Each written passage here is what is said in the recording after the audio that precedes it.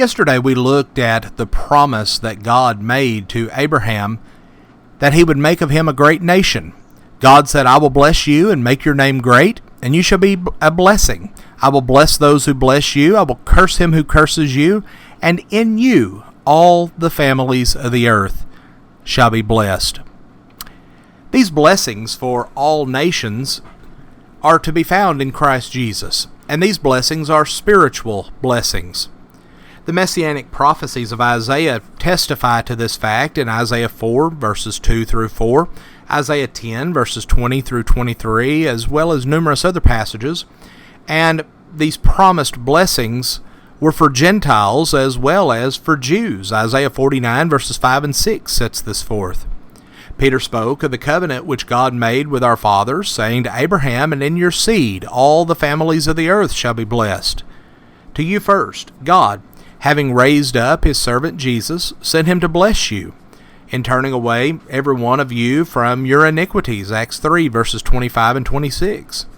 In proclaiming Christ as the sure mercies of David, Paul said, "Therefore let it be known to you, brethren, that through this man is preached to you the forgiveness of sins." Acts 13, verses 34 through 38.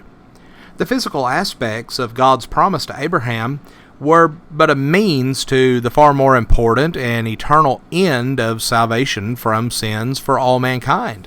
We see that there is neither Jew nor Greek. We're all one in Christ Jesus, and if we are Christ's, then are we Abraham's seed, and notice this, heirs according to the promise. Galatians 3, verses 26 through 29. Now you stop and you think for just a moment.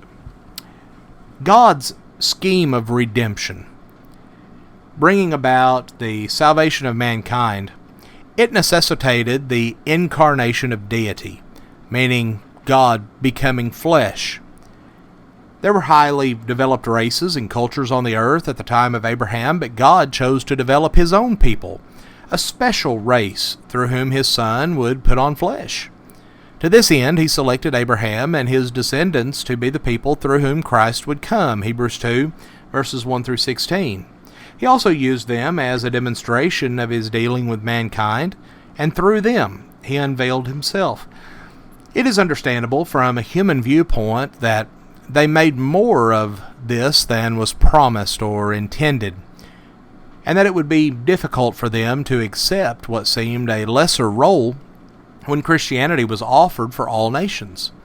It's less understandable how today's Bible readers, with the full account before them, can maintain the same materialistic and racial outlook of the early Jews. The Apostle Paul recognized certain advantages of the Jews. In Romans 3, verses 1 and 2, he said, "Chiefly because to them were committed the oracles of God." But such advantages increased rather than lessened moral obligations. Despite God's love for and assistance to these special people, he sought among them, as among all people, something more than physical or ceremonial characteristics. The externals were never enough. Paul wrote, "He is a Jew, who is one inwardly, and circumcision is that of the heart, in the spirit, not in the letter." Well, as our study proceeds, we're going to see that it was necessary for God to search for a spiritual people, even among the Jews.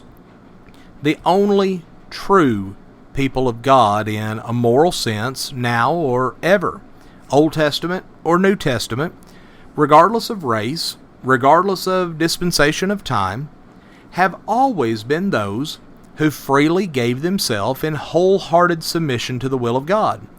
No bloodline or church roster can ever take the place of wholehearted submission to the will of God.